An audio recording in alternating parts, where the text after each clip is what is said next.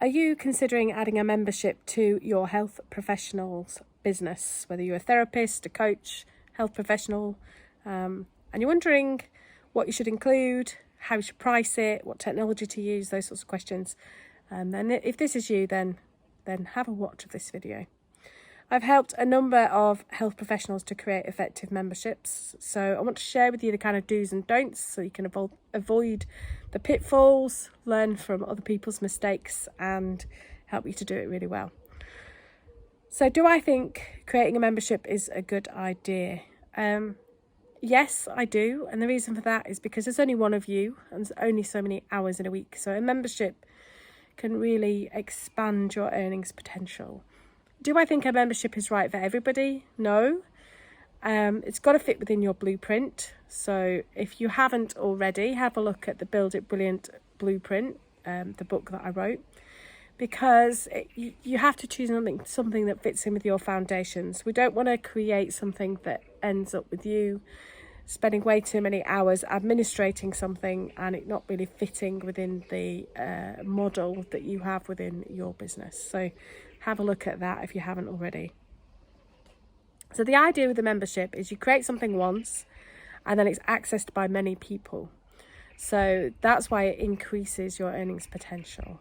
And then your members will pay you a subscription fee each month to have access to whatever is included within your membership. What I love about memberships is they can be really, you can get your creative juices going and create something that really suits your business and you. So there is no rule when it comes to what do I include in my membership. Some I've seen that are quite big and have loads of content, and some of them are really, really simple and there is no rule. It depends where it fits in terms of your business structure and who it is that you're creating that membership for. So I think as a top tip, I would say really sit down and have a look at your customer journey and say, what is it that I would create a membership about? One mistake that people make is they overcomplicate it, because lots of people within the helping professions are loving, caring, kind people, and we want to help the world and want to make a difference. So because of that, we end up over-delivering and putting way too much in. So an example for you, there was this guy who was helping out, had his kids' football coaching class, teaching the kids football. And each week he would design a session for the kids. And he decided to create a membership where each week he posted his session plan and everyone had access to that. He charged £10 and it went absolutely nuts. And he got, I can't remember what it was, but it was some ridiculous number of members paying him £10, and actually ended up making a pretty decent wage. I think at one point he even quit his job and just did that. But all he did was post the session plan that he was creating anyway online. And for the people accessing, they were more than happy to spend £10 and get the session design, the session plan, and literally just print it off and run it, because they had so much more to be doing in their life than designing sessions every week. To keep it simple is my first kind of bit of advice. Think about what you could add to your customers and really keep it simple. So in terms of format, it might be that you have a class that's only accessible to members each week. Or perhaps you do like a Q&A webinar that's only available to members. Or, do they get discounts off products that you have or their sessions or something like that? What kind of online content could you create that they would really benefit from?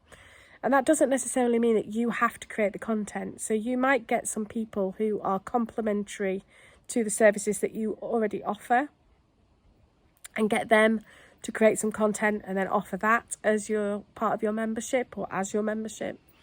So I love with memberships that they can be really creative and you can have some fun with what it is that you want to offer to your clients.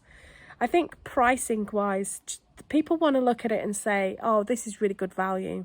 So, it needs to be cleverly constructed. So it's not taking you too much time to administer and to come up with, but something that your clients will really, really value, and the price being that they would see that and go, oh gosh, I have to have this would be great. In terms of technology, I've done a video that did a review of 8 the main kind of bits of technology. So I'll put that down in the description. If it's the technology part that you're wondering about, then go and have a look at that video, because some of them are really great for memberships. But I think before you decide on the technology, you really need to decide what is it that's my clients are really going to love and really going to get value out of. And then you pick the simplest and easiest technology that you possibly can. So memberships are a great way to add recurring revenue to your health professional business.